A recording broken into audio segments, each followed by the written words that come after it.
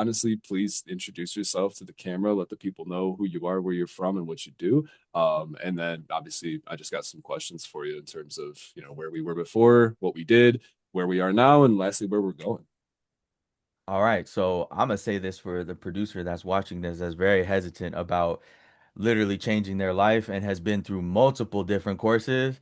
Oh man, you need to be paying attention to this because my name is Tonio, with a T like a tiger, and so I'm a music producer. I've been doing this for about 5 years, mostly on my own, going to different studios and interning and everything, but um, mostly been working with FL Studio, also Ableton, and I'm born and raised from Arizona, based in Tempe, and I've been engineering too as well for about like 2 years. So with my story going into all of this, it's a difficult way to talk about because I had always thought that I was going to be doing something as my thing, and then it never worked out. So at first, when I was doing obviously making beats and stuff like that, I wanted to sell them, and so I had done the beat leasing game for a while. I think that especially the YouTube game. Um, I didn't really crack it until a little while into it, only getting about 200 subscribers in about like 6 months, 7 months or so, which wasn't really like that great, but it was something that like it started to slowly climb up. Um, but I had only done that after I had done tons and tons of like YouTube videos and tutorials and stuff like that. Shout out to Simon Servita. That man is my professor. I learned almost everything from FL from him. Um, and also Andrew Huang. So love that. Shout out. I think the biggest thing for me was that YouTube didn't really take off for me because in the very beginning, I had already kind of like went through different Reddits and forums and stuff like that, and I'm not entirely sure how I got about it. I think I actually got picked up on an ad um, from Bradley Dennison, and he actually does a lot of like ads for UAD and like other plugins and stuff like that now. But at the time, he was doing this Facebook group for Beat Club, Mm. and I had gotten to that club. I had met some cool people. Um, Actually, no, wait. Let me go to the very beginning. Yeah, please. Um, so the very beginning is I started going under the producer name of Beat Nuts because I had transitioned from my personal Instagram and then I created a new Instagram under that name. And so what had happened was that I was getting a lot of kind of like I guess you could say buzz on Instagram. Mm. And I started messing with ads at the very beginning that way too, just to get people to hear my stuff and to see if anybody wanted to do anything with them. I eventually got put into this engagement group chat, which at the time I didn't realize was terrible for your engagement, but I paid for it, and so I did that.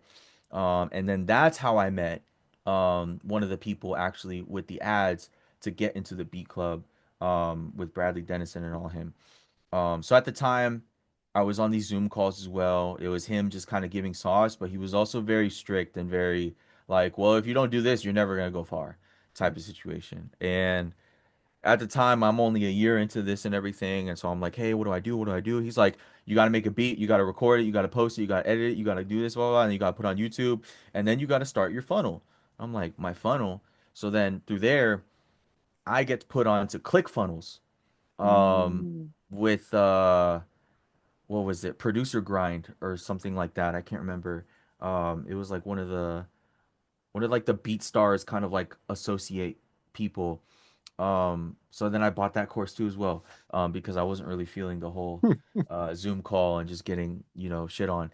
So I do the Beat Click Funnel thing and I set it up, but every time I felt like I got somebody to kind of go through the funnel, they just kept asking me questions that I didn't really know how to answer it to Mm. because the group that I was with, I didn't have like a one-on-one. There was a forum I could go to, but I'm already super anxious as hell, socially quiet as hell. I wanted to just kind of figure this out on my own. No. Um, and so after all that, I was like, man, I paid all this money. My credit card's debt is going crazy. And then I had switched jobs too as well, so it was just like a whole transition thing. Um, about a year goes by. I'm not really doing music honestly for a while. Um, and then I lose my job, and then I'm really, really struggling. Um, I'm not even really making music around that time. I am, but I'm going back to the studios that I used to intern at that I wasn't really feeling, or at Mm-hmm. least they were saying some stuff about me that I didn't like to clean or something. And I'm just like, no, I'm just autistic. You need to like give me specific instructions about things, like just do that for me, please. But I guess they didn't really catch the vibe. So, but it's one of those things that like after getting in the studio and learning how to produce and then also learning how to set up YouTube, I was leaning off of the YouTube because obviously I lost my job. Um, and I even took my time off of, BeatStars as well for a little bit. I was on Track Train and then I went back to BeatStars and that didn't really work out. So I was just bouncing around different things. And I remember when I'd finally gotten a job as like a kind of like a cashier at like a Kroger store, which then they put me into the gas station because I used to work that too. That's when the music really came back and I started working on stuff with my beat tape and I was just trying to figure out how I can make this work. Because at that time, I pretty much had like a lot of people who had been doing stuff to my music and my beats and everything that I made personal connections with, but it was not consistent enough for me to just be like, oh yeah, this will work out. So I end up going to a lot of like songwriting sessions with people, more so now this last year actually. And that's when everything really started to feel better because around that time, I'm going interning at studios, but then I'm also renting out studios so that way I can learn how to record people. Mm-hmm. You know, sometimes they're for free, sometimes they're not. And then I'm getting that experience. People are liking what I'm doing and how I'm doing it. Yeah. So I start to realize, oh, maybe the YouTube grind, maybe making beats and stuff like that too, isn't just all what I need to be doing. Um, and I also learned about sync around that time too, that you can get your music put into commercials with this group. So because of that, everything seemed to kind of be going into the same path for me. Yeah. Um, what was hard though was that I signed up with this new distribution company, Green Tea, and nothing really just felt like organic or cool. It felt like the whole thing again. And even though I'm more stable in my job and everything right now, because I'm in a manufacturing place, like it still felt like after 12 hours every single day, I would just go work on something, but I didn't have it for anybody. I just kind of Yeah. did stuff. And then I was hoping that somebody would hit me up and just be like, hey, Tonio, can we do studio time this day, this week? I'm like, all right, cool. Yeah, let's do that. I'm itching for studio time. Um, but I'm also just trying to itch for something that can like actually sustain me. And that's when I met you. So that's literally the way I remember exactly because I think the week or the month of before you reacted to my thing, um, I was literally saying like people in the studio and stuff like that in the songwriting sessions and everything, they were talking about their mentors, they were talking about their people, and I was having a conversation with one of my I think my homeboys Cosmic or my other homeboy Fox as well too. And I was just telling him, I was just like, dude, like I feel like that if I just had somebody I could go under somebody's wing who's not a weirdo, it would be so great. It would be so great, and I could like I would do literally anything just to like jump on. Like at first I thought it was just gonna be a studio situation or something. Yeah. Um and then one of these days, I just randomly posted a beat into the Green Tea Discord, and then I was looking for artists at the time. I had I don't even know how. I was like, all right, I'm gonna check off these people and reach out to them. I'm gonna reach out to people. That's what I was doing at the time because I was like trying to implement a system to get things going or to help me. Mhm. Um, and when I did that, that's when I saw your profile on Discord. I saw that you're a producer, and that's when I reached out to you and went through the whole thing. And pretty much ever since then, like just finding out that we have similar interests and everything, and then also just like the way it was so easy to talk to you and everything too. That's just how everything began, honestly. So that's where we're at right now. That's awesome. I actually didn't know like most of the, like the back story. I knew like pretty much like the summer obviously we had locked in. And so, now that, we've been working together since about September, for those watching, it's late December here. Tell the people Mhm. where you're at now. Tell us about, what you do and exactly how you get it done. So now I do everything that I did beforehand with people, with helping them create songs, with helping them get their ideas actually finished and like actually closer to something that they can be proud of and show to people. Um, I get people excited to write again. That's where I'm at right now is I I feel like that producing has always been a big part of what I want to do and what I like to do. Um, but like the grind of making a beat every single day and stuff like that wasn't really fulfilling for me. So I have gotten so much more clarity now about what I truly want to do, which is being a producer and just like a recording engineer. And so now that I know that that is part of where I'm going at, and it can lean in between mixing engineer and mastering engineer as well. Um, it's a spot that I think that a lot of people don't really know how to take advantage of, or at least like they don't know how to actually use their skills of what they might actually know from beforehand. Mm. Because my background is very influenced by um, funk music of like the 1970s, soul music. I guess you could say neo soul, but more specifically funk music and like G funk or old 80s like dance music and everything, Detroit beats and that type of style, obviously mixed in with like corridos and other stuff too, exitos and a bunch of just like Mexican music too. Like there's just so much that I've used from being that in terms of like my taste, putting it into what I learned when I was in concert band and jazz band and even choir in like high school and like all my school, and then now using it those same skills to this day to tell people how to make better music, how to actually translate their ideas they have and to put it into music Yeah. the way that they actually want. Because a lot of times for people, um, it's not that they're not good at music. A lot of times it's just that they don't know how to translate it in the way that works for them. So for Yeah. me, now I feel like I'm actually one of those translators for people to be able to get their ideas into something that's more cohesive. And it's compared to how it was before. I wasn't making. I was like for context for when I used to do BeatStars and everything. My 1 year, my 1 year total that I made was 1.5K. Mm. That was the year it took me to get that many beat sales just to get that much. And there was a small amount, there'd be 7 months, just nothing. And then Yeah. some sales here and there because of Black Friday or whatever. Yeah. Um, but Where are you at now today? Now I make that in like less than like 2 months, if anything 4 weeks, which is a Yeah. month, I think. Yeah. So I make actually over that now. And so it's it's something that's like I have more clarity on what I want to do and what actually I can do that feels fulfilling. And also I'm able to use that and pour more into myself to help me maybe get ahead with finances or anything, but also help me actually feel not guilty about buying like plugins or gear or anything like that.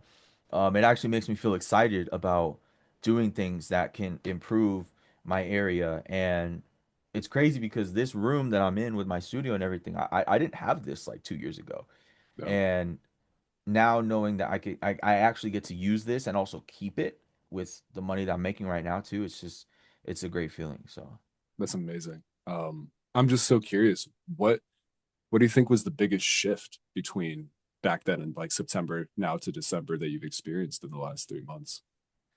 I think like the biggest shift really was lowering expectations of just starting out. I think a lot of times when people, pay money and stuff like that for the gym, they have these expectations of like, oh, if I don't look skinny and stuff like that by the end of 2 months or these 3 months that I signed on with this dude, then my trainer is shit. or Ha. or like I'm not doing what I'm supposed to be doing type of thing. Yeah. Um and so for me, biggest thing that I've been struggling with honestly has just been kind of like that fear of expectation and just like that sense of own self-sabotage, shame and other stuff. So, challenging those limiting beliefs was really, really difficult.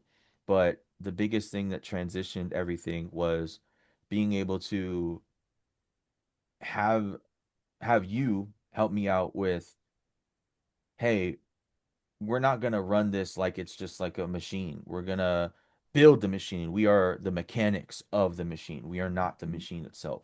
So that separation was super huge because the expectations are completely different. If a mechanic can't replace a part because he doesn't have it in stock, that's not the fault or doesn't say anything about the skills of the mechanic itself. It's, talking more so about like, hey, we don't have this yet, but we just wait for that to arrive, or we get some skills in and stuff like that to work on things and get things prepared. And then once it comes in, we're going to test and troubleshoot and figure out what's not working versus, hey, Mhm. like it actually finally got to work. We just needed to twist one nut or something here and there, one bolt. Yeah, And so that was the biggest shift for me, was just lowering that so that way I could really focus and not get in my own way, yeah. honestly. That's so beautiful. I think a lot of, especially, like you said, you've been doing this for a while. It's not your first sale, it's not your first client, it's not your first studio session, but there was extreme fog around, okay, how do I do this consistently within my own domain?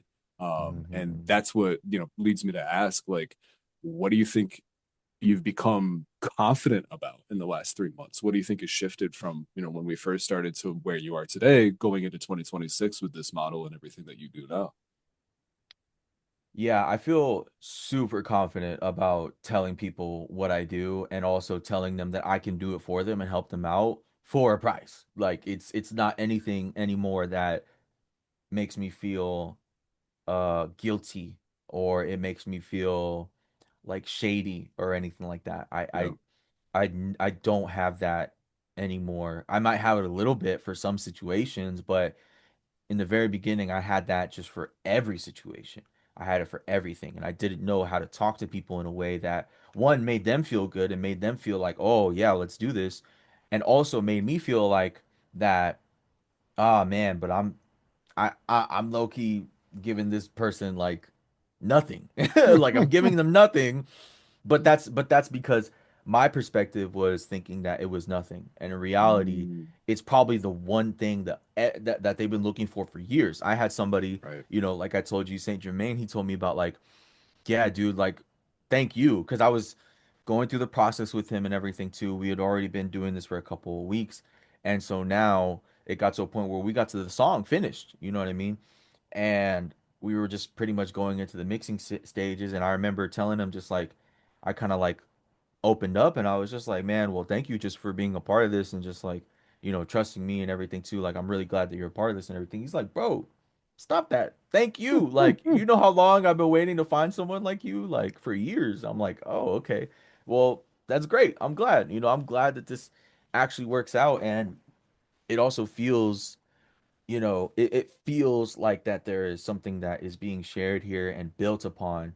It doesn't feel like that, you know, I'm selling you an apple and stuff like that, when in reality I could be giving you 10 for that same price. Like it Right. doesn't feel like that because it's like the dude is like, no, I can't eat that much apples in one day. I don't need that. But like an apple a day keeps the doctor away. So it's like one of those things. It's just like your perspective starts to change. And so mine definitely changed a lot with that. And I felt a lot more confident about just putting it out there and just seeing if it works. Let them decide. Yes, yes, that's a huge lesson I think that we're both kind of learning at the same time, was to let them and to let go of the outcome and trust the process, trust the inputs. And I personally have struggled for a while to decide on what those inputs are. And I'm curious for you, out of everything that you've done, you've tried, you've moved around, you've went down this angle, you changed this alley. What do you think results wise, like, is the biggest thing that you've done for yourself since we started working together? Are you talking about like inputs and then what that did for my Yeah, results? yeah. Um, I think for what we did was the biggest thing was that every single week we had a new thing to learn, and I took it and I applied it. If we're talking about just overall like skills that I've built into my system now, I think definitely I've actually gotten to the point where instead of kind of like doing the five daily domains, I've more so internalized them. Mm, And I can kind of feel when I haven't given myself a task, I haven't given myself a deadline or a due date. Um, I'm feeling lost about what I should be doing for that next day or the day after. mm, Um, and now I've gotten to the point where now I've implemented, reminders in my phone and my calendar.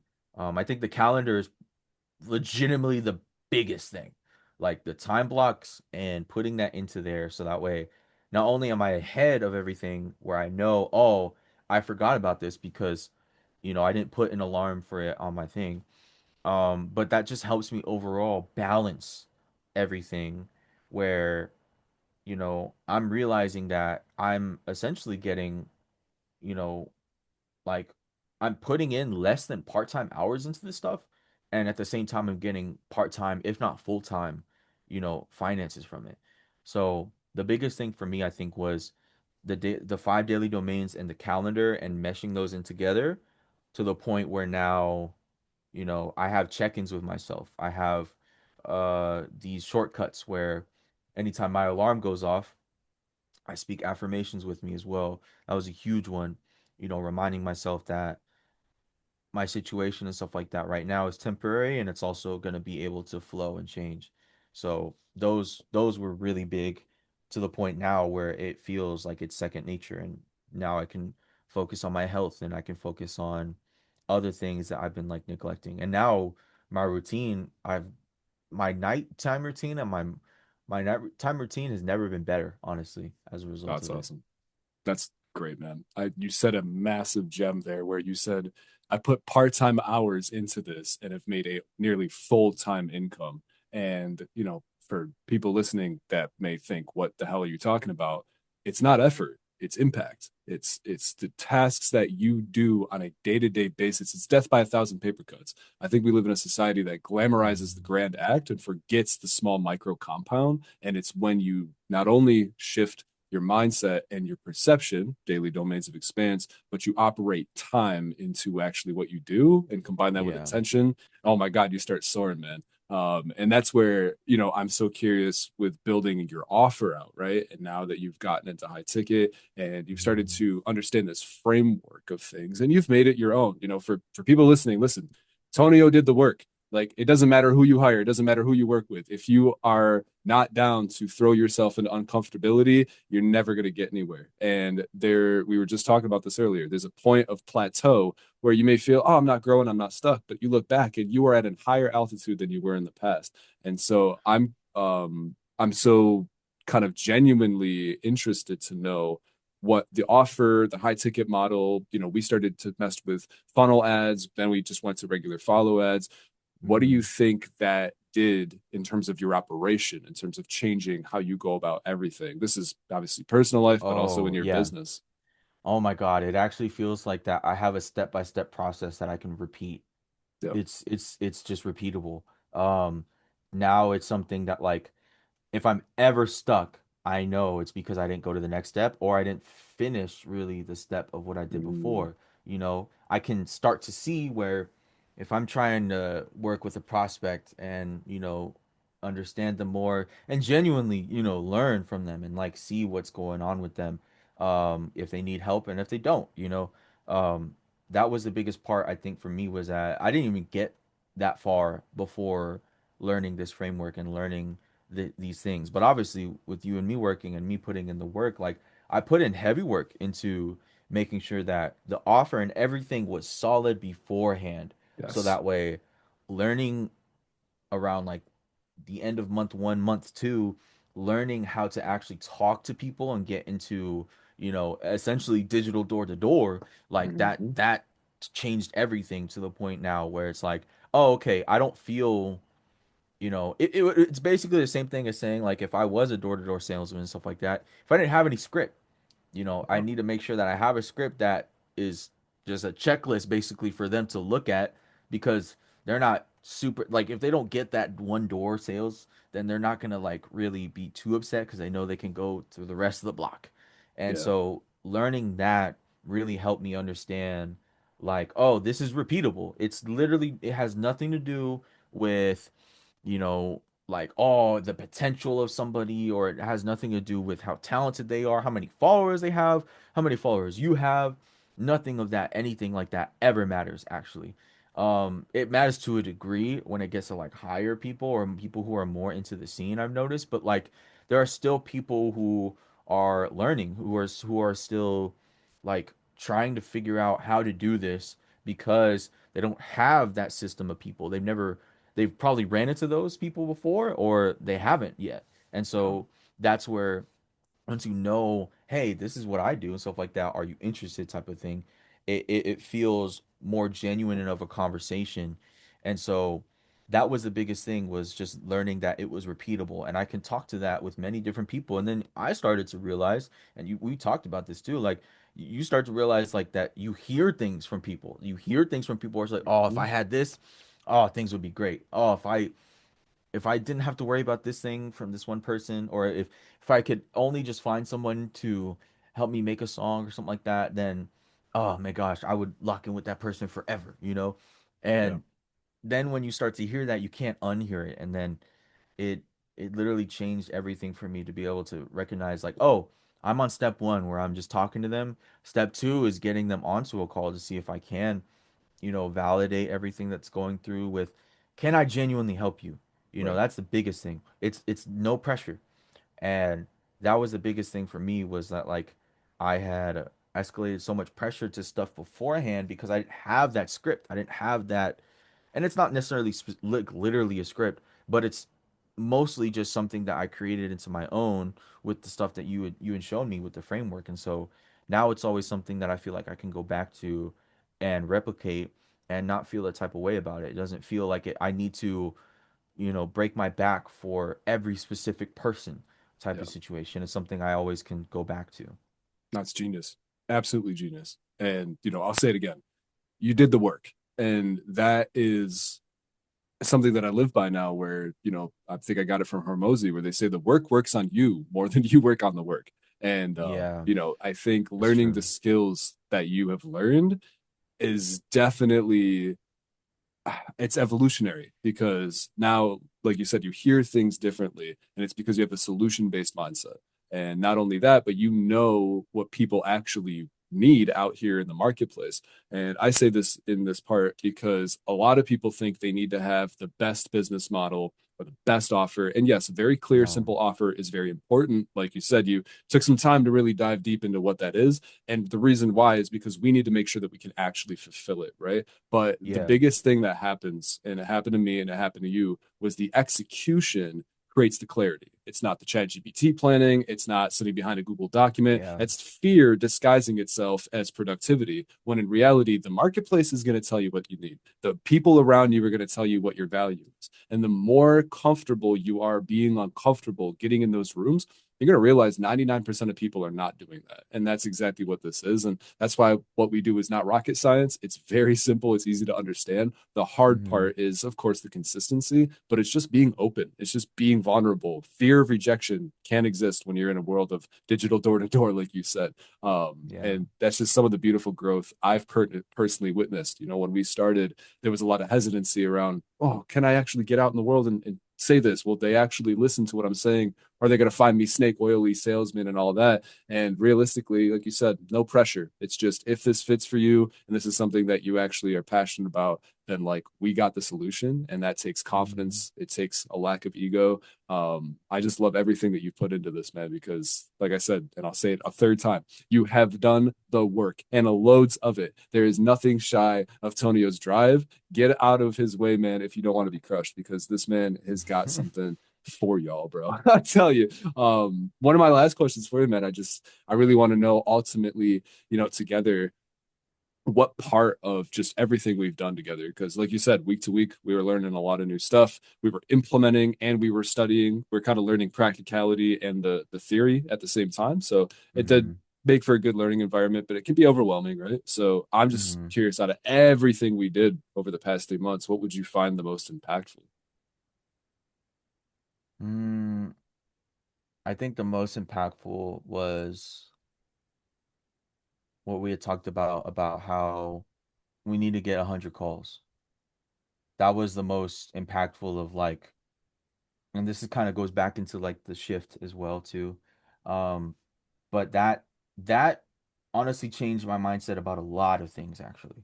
Um, just recognizing that, you know, somebody who is, and it goes back to the gym thing, but it also just goes back into, you could think about it for like cooking, you could think about it for sewing, for any sort of craft as well, and then also too like beats as well, which is why I really like it, is that I did not have a good beat as my first beat. I really did it. I had a really, I had chopped up this Easley Brothers sample for you, and then it was cool, but it was, listening back now, I'm like, that is, oh man, what did he do?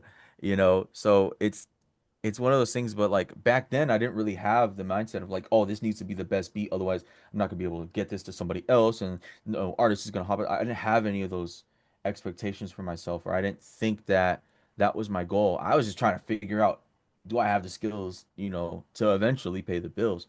No. And so with this thing, it was different because I was like, all right, I'm, you know, I'm paying for making sure that I can learn these skills and stuff like that too. Just very much like how you would pay a piano teacher, how you would pay, you know, just like a fitness coach or just any really, you know, wellness coach as well. And so the most impactful thing for me was being able to lower that pressure and just recognize like, hey, I remember because specifically I think I had only taken 2 calls. I had only taken 2 calls up until that point, didn't do nothing with them. Um, and it was one of those things where I was like, oh, maybe, oh, this is cool. And I'm starting to have doubts because I'm like, I'm in the execution phase. What's going on? You know, like I'm executing it. What am I not doing right? And so I immediately turn into that. I turn into, what is my worst outcome? What is, am I not doing right? Blah, blah, blah. Which usually turns into a big issue because over time, you're not going to be able to look at the full picture of that, right? Right. And so because of that, we were able to just settle on, all right, well, let's not focus on just these 2 calls because you have so many more calls to look at to the point where you actually do have somebody who is correct and right for you and you're exactly what they need.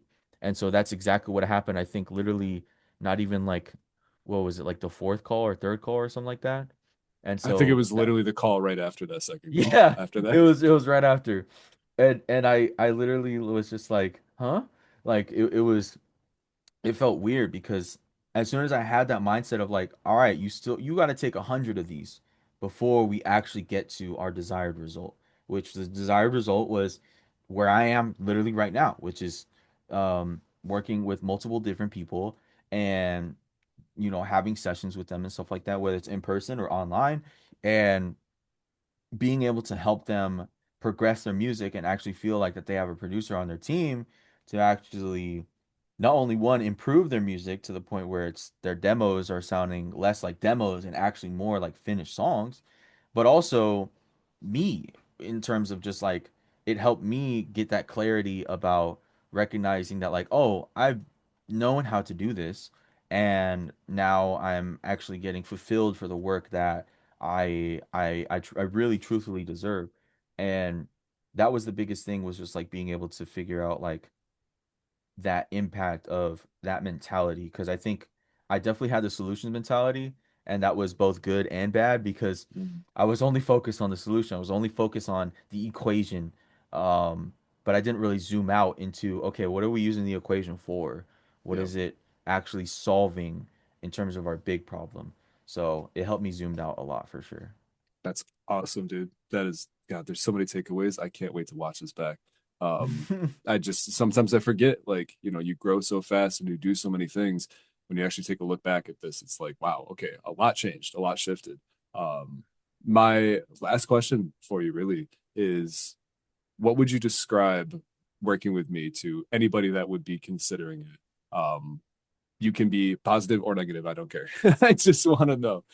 I'm only gonna be negative in the sense of just like I don't want too many people working with you because I still need to work with you. But I definitely I have nothing really but just positive admiration for you, bro, just because there are so many, and I've told you, like I've had the Facebook groups, I've had the one-on-one sessions with people, but it's kind of not a one-on-one session. It's like those workshops.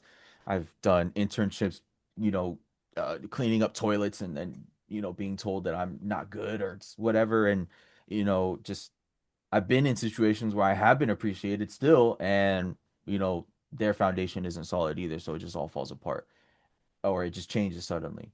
Yeah, And so this was the one thing that I felt like actually finally worked for me. And so like being able to talk to you about these things has not only helped me out like just emotionally and spiritually, but like actually work on those things first. And I've never really ran into anybody that's like that. So there's never been a time where I was always just like, oh man, does bro really like have my best interest in mind? I've never had that with you at all. Just like a lot of times I've always been the type of person to just always be like, okay, well, am I doing good enough? You know what I mean? Like, am I fulfilling as in a way, like a student and stuff like that? Like, am I doing what I'm supposed to be doing? And dude, like just the way that you tackle each individual person, I don't know how you handle with other people, but I know exactly for my specific thing, the biggest thing that really, really made me like just feel way better was that you had worked through with my pace specifically. You didn't really work on a tight super knit schedule that was like, all right, we're gonna do this, we're gonna do this. We had that in mind, but a lot of times it was never so strict to the point where it felt like it was I'm getting overloaded. And if I did feel overloaded, you checked in with me on that.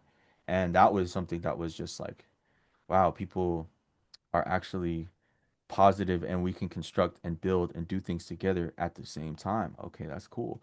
yeah, And other people I feel like in my experience I've never had that because they're so busy on their schedule, right? And I can understand it gets tougher and tougher, more money, more problems, but sure. even then I feel like even if you did have more of like a upper hand with that and stuff like that too, I still feel like it would be very hard for you to change that. And so that's just definitely one of the things that I appreciate about you so much is just that like um your mentality is very based on the stability of things and the foundations first and getting the nitty-gritty stuff done first because no one you changed a lot for me in terms of looking at discipline and looking at it more as devotion.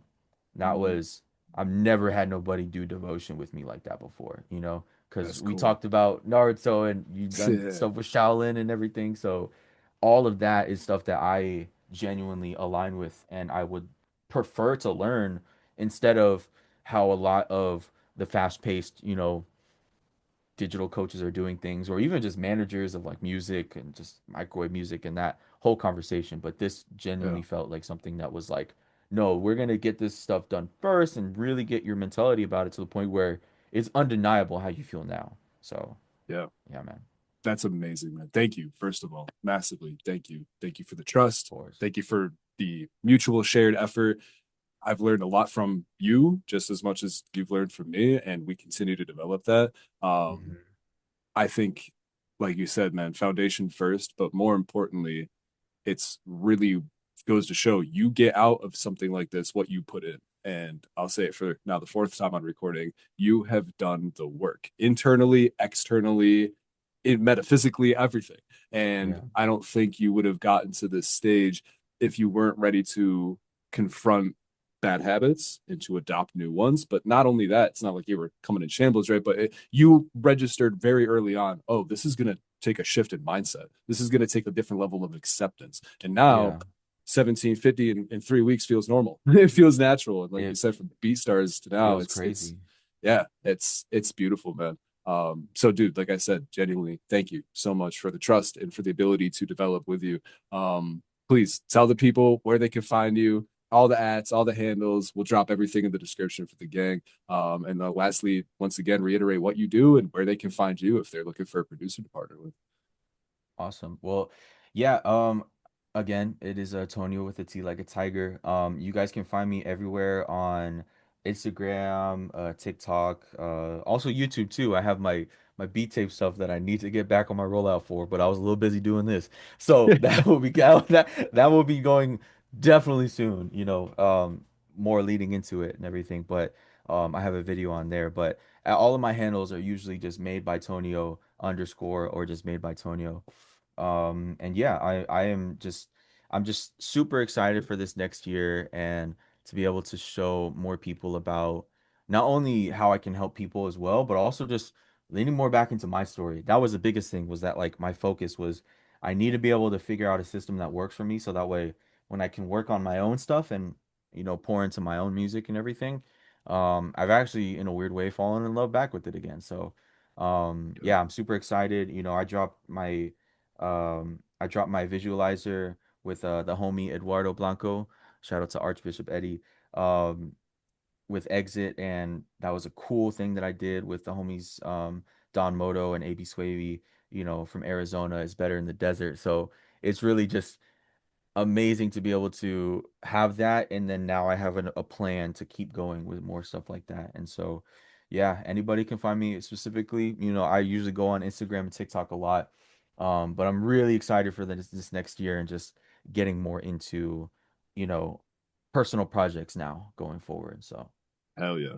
That was amazing. I will make sure everybody has all the handles. If you want to sign us off, man, please do. Otherwise, they'll find you eventually. And yeah, dude, this was life changing. Thank you once again. thank you, man. I appreciate it so much.